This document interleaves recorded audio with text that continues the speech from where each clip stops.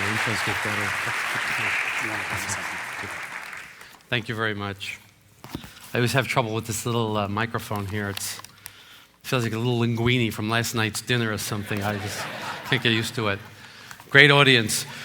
Good morning. Many of you have come here this morning because you've been touched one way or another, personally, perhaps a member of your family or someone you know dealing with homosexuality. And it's very difficult for many of you to have taken the first step of showing up here this morning and having to look at this issue. What I want to do is present some outlines of the causes of homosexuality. This is about education. This is not about blame. I have worked with many, many parents, none of whom ever wanted their child to have a homosexual problem, but certain patterns emerged, and that's basically what I want to do. I want to show you basic patterns, and it's up to you to decide how much of this applies to your life, either as a parent or someone who's going through this. It's been my privilege, as John has said, to have worked with over 1,000 homosexual men. This is what we do primarily. I've worked with over 100 families who are concerned about their children. Many other psychologists in my profession do not want to touch this subject, do not want to deal with this population because they are intimidated. For me, it's a great satisfaction to work with men and women, especially men primarily, which is my focus, to work with these individual men and have them realize a dream of overcoming something that's been problematic to them and to fulfill their dream and be attracted to the opposite sex, to get married, and to have families. I'd like to begin, basically, by saying, first of all, that homosexuality is not a sexual problem, it's a gender identity problem. Homosexuality is not about sex, it's about a person's sense of self, it's this basic sense of gender. Homosexual behavior is always prompted by an inner sense of emptiness. It's not about sex. I like to go through the 4 gay myths that are being promoted in our culture. Number 1, 10% of the population is homosexual. This was promoted by Alfred Kinsey, 50 years ago. So from the 1950s all the way up for the last 50 years, Americans have been told that 10% of the population is homosexual, is gay. Not true. It's really about 1.5% to 2%. And there are many, many studies that support this. It turns out Kinsey himself, because he was homosexual, actually he was masochistically homosexual, had a vested personal interest in normalizing homosexuality. And the higher the percentage, the more normality, the more validity you give it. The second mythology is that you're born gay. People actually believe that there's a gay gene that has been discovered. No gene has been discovered.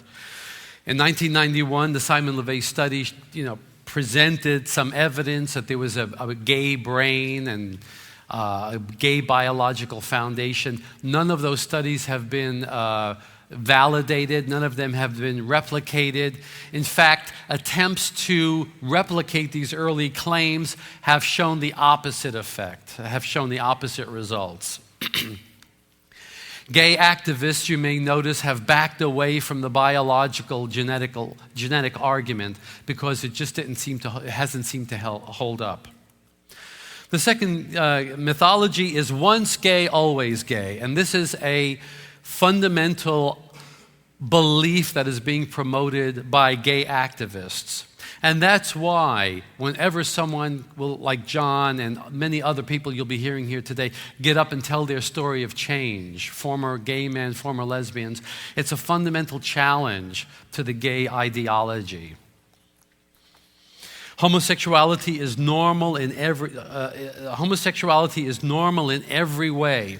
And that is the image that is being portrayed in the media, on television, in the movies. The gay character is typically the healthy, wholesome, preppy, satisfied, at peace with himself, except he's gay. But otherwise, he's just like a regular guy. Usually in the media, by the way, you'll notice it's the heterosexual guy that is portrayed as insecure and uncertain about his sexuality. If we can get people to believe 1, 2, 3, and 4, the result is total acceptance. And that is the gay agenda, to promote total acceptance of homosexuality as equal to heterosexuality. But we make the distinction between tolerance versus approval. And I think it's a very important distinction to make. And people get confused. They think that to be tolerant, you have to give approval. And we're living in a culture of sound bites, television sound bites, and we don't have the opportunity to think and penetrate ideas very, very deeply. One man came up to me at the end of one of these Love One Out conferences. He said, the only thing I remember you talking about is the distinction between tolerance versus approval. We have to be tolerant of other people. We must allow people to do what they want with their lives, and we have to respect them as individuals. But it doesn't mean that we have to approve their behavior. I talk about the informed disapproval. We have a right to maintain our disapproval based upon information, informed disapproval. And informed disapproval does not mean homophobia. And you can develop your opinion, your disapproval based on your education, coming to a conference like this morning. Your own faith tradition is a valid source of education. I always like to make a distinction between gay versus homosexual. So before I began my basic lecture, I always like to distinguish between these two terms, which are used synonymously. And gay activists have done a very, very good job of convincing us that the homosexual is a gay person. And I think it's very important to make that distinction. We need to have it in our mind when we're listening or even if we're debating someone. Gay is a social political identity. It's basically saying, gay is my identity. This is who I am. It's normal and natural and God-given part of me. And if you have a problem with it, that's your difficulty. That's different from homosexual. Homosexual is simply a description of sexual preference. It's a psychological condition. The clients who come to me, the men I work with, have a homosexual problem, but they are not gay. They would be insulted if they were called gay because they don't want it to be part of their identity. Now that I've made the distinction between gay versus homosexual, I want to complicate your minds before you're on your second cup of coffee with the idea that there is no such thing as a homosexual. There is no such thing as a homosexual. A father called me up recently. He said, our 15-year-old son just announced to us that he's homosexual and that we're looking for a psychologist that we can trust who can tell us, is he homosexual or not? And I said, he's not. They said, well, how do you know? You haven't seen him yet. I said, I don't have to see him. He is heterosexual in his true nature. We are all heterosexual in our true nature. Some heterosexuals have a homosexual problem. Homosexuality is not intrinsic to our true nature. And in terms of a Christian perspective, it violates the natural law, which is so compatible with our Christian faith. Some of our church leaders actually believe that God made two kinds of people, homosexuals and heterosexuals. Not true. Homosexuality is a gender identity disorder. By the way, it's very interesting. People say, well, you know, the American Psychological Association might take your license away for trying to change homosexuals into heterosexuals. I said, I'm not trying to change homosexuals into heterosexuals. I'm only convincing these homosexuals that they are heterosexual. They already are. Homosexuality is a gender identity disorder, and that's a fundamental concept that we need to understand in understanding the nature of homosexuality. Two gay men are standing on the street corner. A joke. People wake up. Two gay men are standing on the street corner, and a beautiful, sexy woman walks by. And one gay man says to the other, it's moments like this that I wish I was a lesbian. You see, because it's a confusion of gender, you understand? Homosexuality is not about sex, it's about a sense of self. Homosexuality is a masculine, the man with a homosexual problem is a man with a masculine inferiority, and he's striving to connect with another man, to connect with that masculinity. And that's a point we'll keep coming back to. Let's go have a quick run through the development of the male homosexual condition. Now, we're going to be focusing on the male developmental model. Lesbianism is a little more, like all feminine issues, it's a little more complicated. So we're going to keep it simple. We're going to start off early, with a simple. And Janelle Hallman and others will talk about the more complicated varieties of lesbianism. But basically, for the male homosexual, we begin with the gender identity phase. We're talking about 1.5 to 3 years old. This is the early phase where the boy begins to make the distinction between male and female. And many, many studies show that just about 1.5 years old, the child, the boy, boys and girls don't distinguish between male and female. They just see people out there. But at a certain point, they begin to realize that the world is divided between male and female. And they're able to tell. Many child studies show that about this age, they begin to tell the difference between male and female. And of course, the question is, which one are they going to be? And they begin to see the world divided, but there's a narcissistic quality of the infantile child where he doesn't have to make a choice. It's a grandiosity. The world is divided between male and female, but I can be both. I can be both male and female. That's his fantasy, because he doesn't want to have to make a developmental commitment to renounce one and join the other. He wants to hold on to what we call the androgynous fantasy. The androgynous fantasy is that I can be male and female. And the reason why I mention this is because many gay and lesbian persons as adults still hold on to the androgynous fantasy. Much of gay political ideology is the deconstruction of gender. They're still holding on to the idea that it's really arbitrary. It's a cultural norm rather than a biologically intrinsic reality that no individual can really avoid. At this point, the boy begins to realize that the world is divided between male and female. He's identified with his mother. His job is to disidentify with his mother and identify with the father.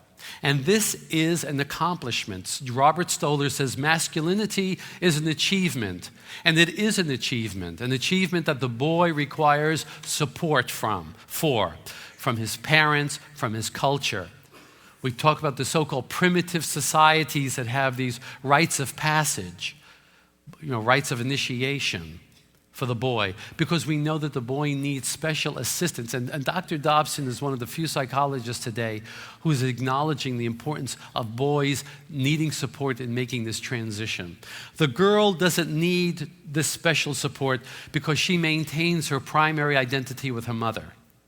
She maintains her identity with her mother, and that's where she gets her heterosexual identity, her feminine identity from, and from that, her heterosexual identity. But the boy has to make that transition. And this might explain why there is more male homosexuality than there is lesbianism. We're not sure exactly what the ratio is. Some studies say 5-1, 7-1, 11-1. We're not too sure. But it seems that male homosexuality is more of a condition, and we think it's because of the difficulty in making that transition.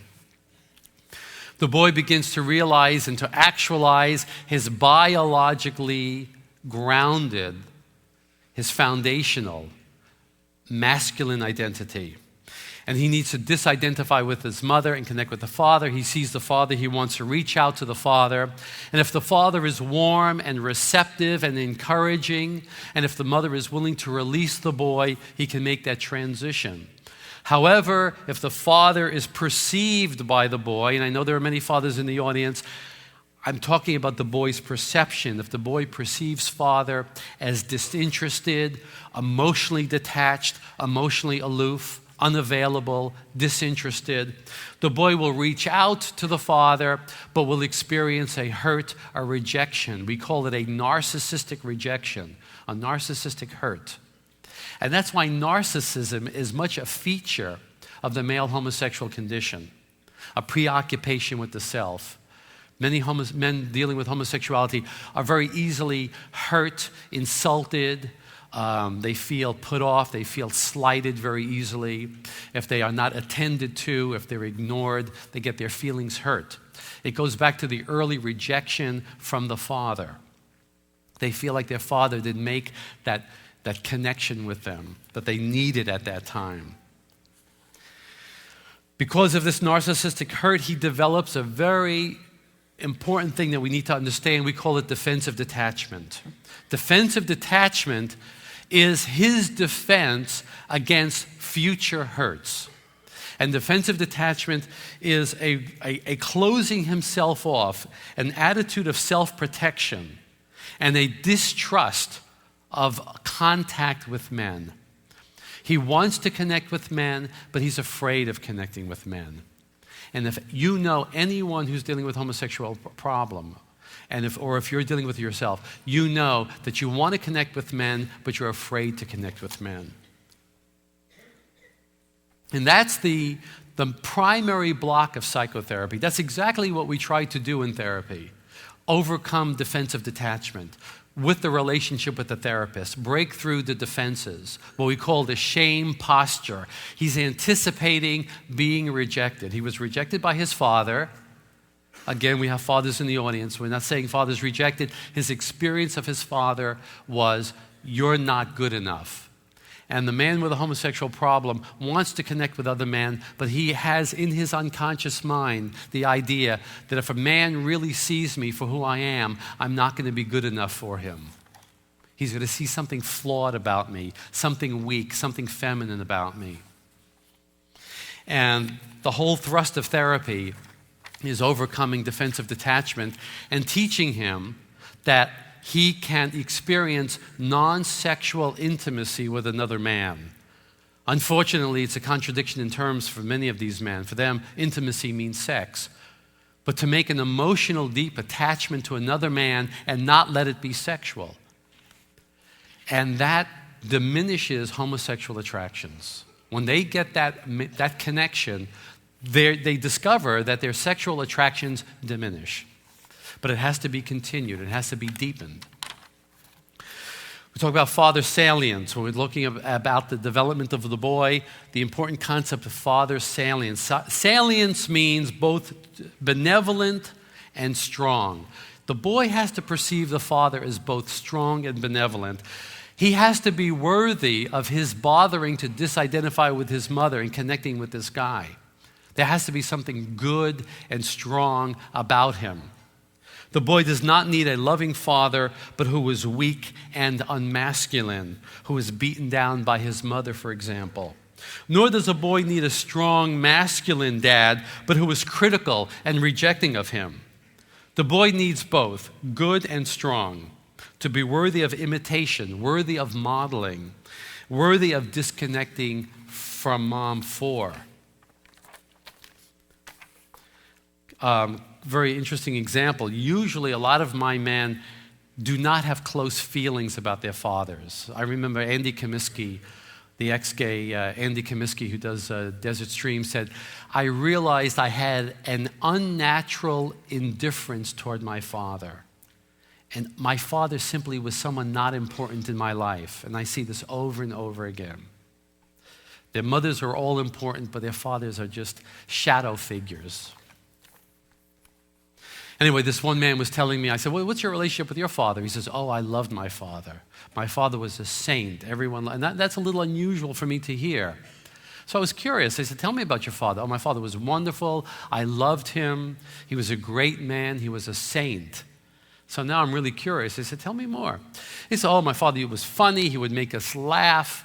And he was like a clown, and he would put on these silly hats, and he would clown around. In fact, at the dinner table, he would make us kids giggle, and my mother would scold him and send him into the corner to stand in the corner. So we got the picture that it might have been benevolent, but the father was seen as weak. So again, the boy needs to perceive father as good and strong. Now, like I said, I know there are many concerned parents here today, and this is not about blaming parents. Every parent I have ever consulted never wanted their child any kind of harm. But we're going to talk about certain patterns here, and the one we're going to be talking about here is the classic triadic relationship.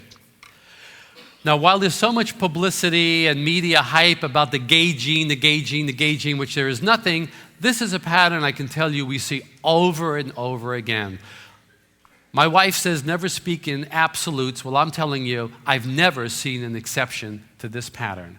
I've seen individual variation, but this is basically the pattern that we see over and over again. When we look at the classic triadic relationship, we see over-emotionally involved mother, dominant, strong personality. Father is quiet, withdrawn, non-expressive, and or hostile. Son is temperamentally shy, timid, introverted, artistic, imaginative. That's basically it. And there are some variations, but basically it. When we look more closely at the classic triadic relationship, we see between mother and father, poor communication.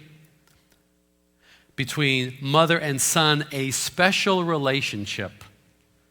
Special understanding. My men will tell me, oh, I have a special relationship with my mother. We understand each other. We're soulmates. We go out to brunch. We talk for 5 hours. We understand each other so well. Father-son relationship is guarded, ill at ease, and or antagonistic.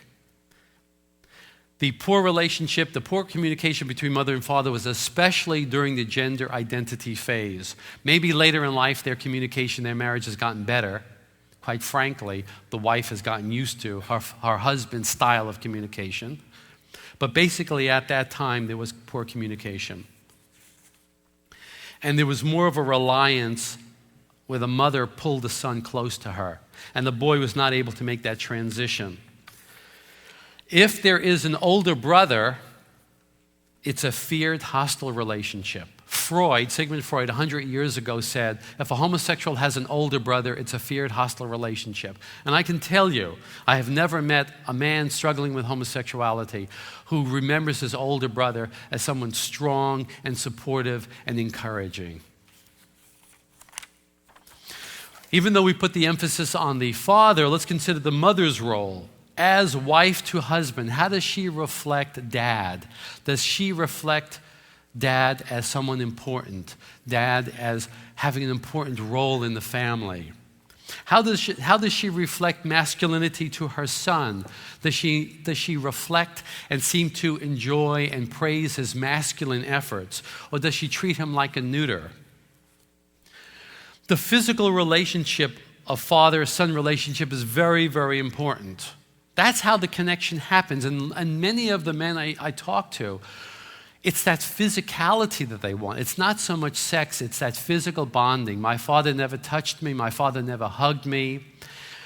Many of the homosexual enactment is really about that closeness that would be very, very normal and appropriate for a little boy with an older man. When we look at the physical relationship of father-son relationship, we really see that women babysit children, boys, differently than men. If you ask a woman to babysit a boy, she'll watch him and make sure he doesn't get hurt. When the man is asked to babysit a boy, he plays with the boy. There's that physicality. Now, we've all seen the fathers tossing their son up in the air. You've seen this, throwing the kid up in the air, and the kid, of course, is petrified, but the father is laughing. So then the boy starts laughing because the father is laughing. Of course, he's petrified. And the mother is watching this because she has no idea about this whole ritual that's happening.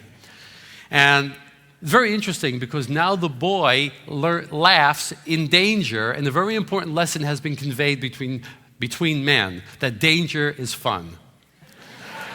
Very important. And the father's tossing him up in the air and catching him. And even if you drop the kid and do some brain damage, at least he'll be heterosexual. It's a small price to pay. That's why they say straight men are a little dense. It's true. We don't see colors as brightly, I guess. I don't know. Anyway. But the second lesson is to trust. Trust men. I will be caught. My father will catch me. Men with a homosexual issue do not trust men. They anticipate betrayal. The essence of homosexuality is, if I get this guy to see me, he's going to betray me. He's going to shame me. He's going to make me feel bad about me. Homosexuality is not about sex. It's about shame. Not shame that he's homosexual. The shame preceded the homosexual condition. The anticipation of shame blocks him from making that male connection. And so through fantasy, he hopes to make that connection through gay sex. Continuing in the relationship with the father, father as mystery. I never understood my father. This is a repeated theme. I never knew much about my father. I didn't know what he was feeling. I didn't know anything about what was going on inside of him. My father never talked about his father. I don't even know about my grandfather. My mother, opposite. I could read her like a book. If I ever wanted to manipulate her or get something out of her, I knew exactly how to do it. Very interesting observation. Fathers of the men who have homosexual problems did not know their fathers very well, were not very close to their fathers. They did not get that narcissistic injury that would create the homosexual condition, but they did not know their fathers very well. And so when the boy detaches, these men do not know how to go after him and pull him in. They allow the son to remain defensively detached. And that's the problem. And that's what I talk about later in preventing homosexuality. Developmentally, we're going up to the ages of 5 to 12 years old. That's the latency period. During the latency period, we see that this defensive detachment is carried on to peer relationships. He does not connect with boys. He feels ill at ease. We talk about the kitchen window boy. We visualize the boy looking out the kitchen window, watching these other boys play, that physicality, football or soccer or that physical, and he wants to be a part of that. There's something exciting about that male energy. There's something about that level of physical contact that he wants to connect with, but he holds himself back. He doesn't feel prepared. He feels weak. He feels not ready for that. He feels more comfortable with his mother, with his sisters, with his grandmother. And so when sexuality kicks in, guess where it's going to go? You know, it's not going to go to the ordinary, the common. It's going to go to the mysterious. So that sexual energy will go in the direction of the mysterious, not to the familiar. For the pre-homosexual boy, men are mysterious. For the pre-heterosexual boy, females are mysterious. At this time, we're seeing cross-gender behavior, the sissy boy syndrome, as Richard Green from UCLA refers to it, or gender nonconformity. That's basically the issue I talk about later on in prevention. And there is a high predictability of adult homosexuality, bisexuality, or transgenderism associated with the effeminate boy or the truly not masculine boy. 75% correlation, which is pretty high in psychology, which is the social sciences.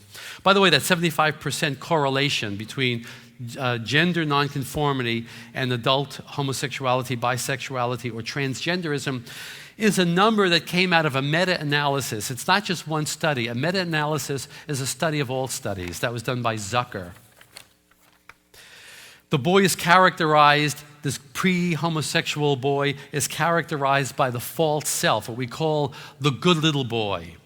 All my clients were good little boys. That's why they want to be now bad little boys. The good little boy was very polite and very obedient and very sensitive to other people and very concerned about how mommy felt and very caring and did everything right, was very responsible. It's like a straitjacket that has been put on him, that he wears himself. I remember one of my men saying, my mother would comb my hair every morning and make a perfect part and then spray my hair. And I went to school, all the kids would say, oh, this is the kid with the plastic hair, They leave in the morning with a white shirt. They come back at 3 o'clock with a white shirt. They do not get dirty. At the same time, they envy those other boys who are able to get, rough and tumble and get dirty. But they don't know how to break out of that.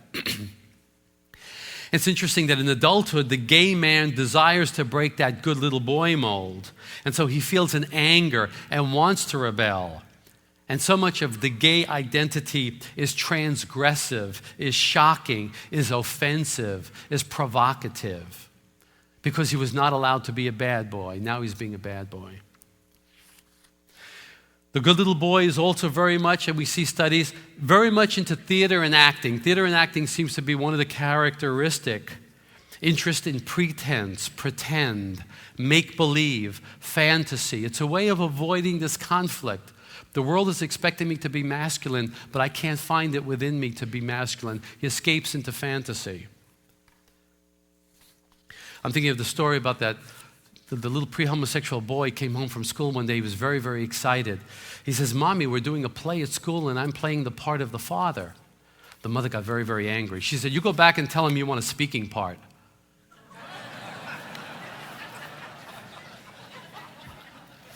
The physical nature of the heterosexual development. See, right now we can beat up the fathers right now. Until they've become a valid minority group, then we have to keep quiet, We have to go find somebody else. The physical nature of heterosexual development is, again, that physicality, wanting that male contact, sports, and physical activity. Masculinity is found in the body. Alienation from the body. The boy does not own his masculine body. And part of the pre-homosexual condition is what we call excessive modesty, covering up. One client said, "I remember distinctly, I was about 7 years old. I was taking a bath. My aunt and my mother were giving me a bath. And suddenly something happened with the water. The water didn't come out. And they called my uncle in. And when my uncle walked into the bathroom, I covered up." He said, "Even then, I knew there was something wrong with that." Exactly. And so we see exhibitionism in the gay world, exhibitionism in adulthood. It's a desire to be seen, to be reflected. So much of homosexual activity is being seen as a male by another male. If I can get a guy who looks like a male to look at me and admire my masculine body, it's as if narcissistically I am being affirmed that I am man. I'm a male. And that's really what the drive is, beyond the emotional needs, which are, we talk about attention, affection, approval. We talk about the 3 A's, attention, affection, approval. Beyond everything else we've talked about, sexual abuse is another factor. Gay advocates vehemently deny this, but the fact is that man-boy sexual contact is highly related to homosexual outcome. 1/3 of my homosexual clients report being sexually abused by older boys or men. That's pretty high. And many personal histories of gay men often report same-sex abuse. This is undeniable. And gay activists are more likely to lobby for lower sexual age of consent. Going on developmentally, the boy is now 12 years old. He's reaching into adulthood. And again, that erotic transitional phase, until this time, we haven't even spoken about sex. It's not about sex, it's about identity. But now these feelings start to come in around 12 years old. And like I say, it's going to go to the mysterious. It's not going to go to the ordinary, to what I'm familiar with. There's no excitement with women. I know women. I know women too well. Homosexual behavior as a reparative drive, and that's why we call it reparative therapy. The reason why we call it reparative therapy is because it's not about repairing the person. Many gay activists are angry with the word reparative therapy. Oh, you're trying to repair us like you're trying to repair a car or a transmission. No. What we're trying to let you understand is that homosexual behavior itself is your attempt to repair your masculine deficit, except it doesn't work. It leaves you feeling more empty, less masculine, weaker. Same-sex behavior is an attempt to repair childhood emotional hurts. Very important. And this is actually good news for the men who come to us, because they're coming in and they're feeling bad about themselves and they're feeling guilty. And the first thing we teach is that you are not a sinful, degenerate, pervert, weirdo. Your homosexual behavior is an attempt to make that male bonding connection that you needed, that you deserved as a child, but for various reasons did not fully receive. And they are coming to us because they know, we don't have to convince them, they're coming to us because they know, for them, gay sex doesn't give them what they want. And the message of hope is that you can learn to make authentic emotional connections with men, and when you do so, your homosexual desires will diminish. They experience it as diminishing. And the beautiful thing is that our church is beginning to respond to this. Not only are we starting to minister to homosexuals, but we're starting to minister to them in very proactive ways. More heterosexual men are getting involved and are willing to work with individual men struggling with homosexuality. All this talk about a homophobic church, it's absolute nonsense. I can tell you, many of the men I work with have 1 or 2 or 3 straight men from church who are there for them, and they will. My clients will act out and have a sexual fall, and these heterosexual men are there, supportive and understanding, because they see them as wanting to change. It's not the homophobia that that is being portrayed so often in the Christian community. Associated features of male homosexuality is, as we've been saying, a male gender deficit. Problems with assertion, being able to be clear and assertive. Anticipating shame for being assertive. And this is exactly the conflict. I want to express myself. I want to be my own person. I want to actualize my masculine nature, but there's an anticipation of shame. And that aggression often becomes sexualized, and it's turned toward the self. A lot of homosexual activity is self-punishing activity. Our organization, NARTH, we have information out there, NARTH, National Association for the Research and Therapy of Homosexuality. If anybody is interested in really a scientific, non-religious, non-political understanding of homosexuality, take a look at our website. It's narth.com. Lots of good stuff there. Our organization, NARTH, did a study trying to see what the connection is between pathology and homosexuality. Pathology is defined as self-defeating, self-destructive, maladaptive behavior. That's a good definition of pathology. And we did a review of the literature. Any article that shows pathology correlated with homosexuality. I've been doing this work for 15, almost 20 years. I thought that we would come up with maybe 30 articles. We came up with 500 articles. Over 500 articles seeing homosexuality linked to pathology. Anything from cigarette smoking, gay men smoke more cigarettes than straight men. On and on and on. Cigarette smoking, group sex, more depression, more anxiety, more failed relationships, more suicide attempts. It goes on and on and on. How much of this is attributed to a homophobic society? Some of it. How much of it is attributed to the maladaptive nature of the homosexual condition? A lot of it. Detachment from other men, anticipation of rejection is the essential feature of the homosexual condition. Let's consider the failure of the male couple. There's so much talk today about gay marriages and trying to promote the idea that 2 men or 2 women are capable of having the quality of relationship as a man and a woman. But let's look at the literature. And there are many, many studies, but I'm going to take only one, which is Mattson and McWhirter. McWhirter and Mattson, 1984. And the reason why I choose them is because McWhirter and Mattson were gay researchers. So I like to use the literature of gay researchers. And they themselves were gay in a gay relationship. I think McWhirter was a gay psychiatrist and Mattson is a gay psychologist. And they were in a relationship for 12 years. And they were determined to prove that gay men were capable of maintaining long-term sexual fidelity. And they did a whole lot of research, and they came up with 165 of the very best gay relationships. And they spend the first 2 chapters just talking about how to find these people. And when they did the research, they found that many of these people were together for 5 years or 10 years or 20 years. But none of them, 0, were able to maintain sexual fidelity for more than 5 years. Even though they intended to, they were not capable of maintaining sexual monogamy in their relationship.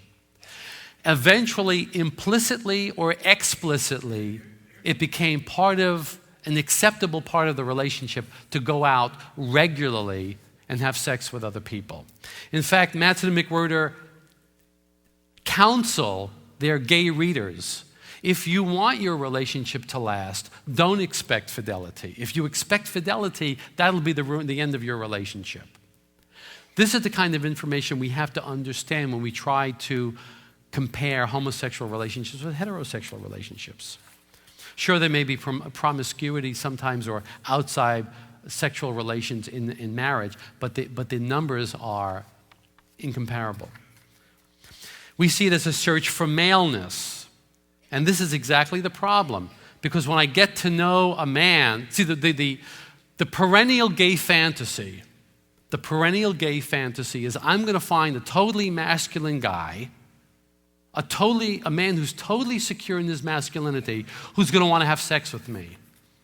Of course, if he's going to have sex with you, he's got the same problem you do. He's insecure about his own masculinity. I remember one man saying, my body gets in the way of my happiness. I said, what do you mean your body gets in the way of your happiness? He says, because I want a real man, but a real man doesn't want me. A real man wants a woman. And that's precisely the predicament, which no amount of political rhetoric can overcome. Promiscuity is characterized by the gay life and short-term relationships.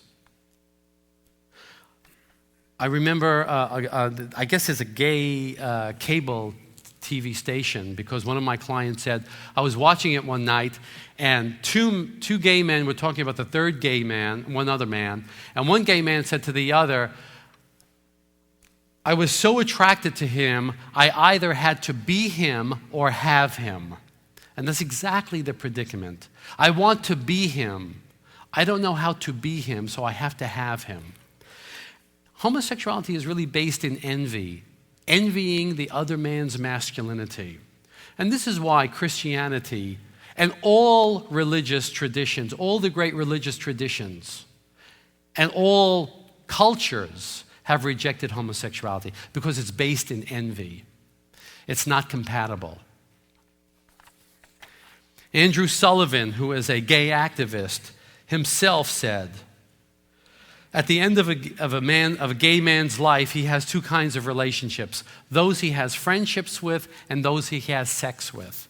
They're incompatible, because the mysterious element of the strange guy is what keeps the action, the excitement going.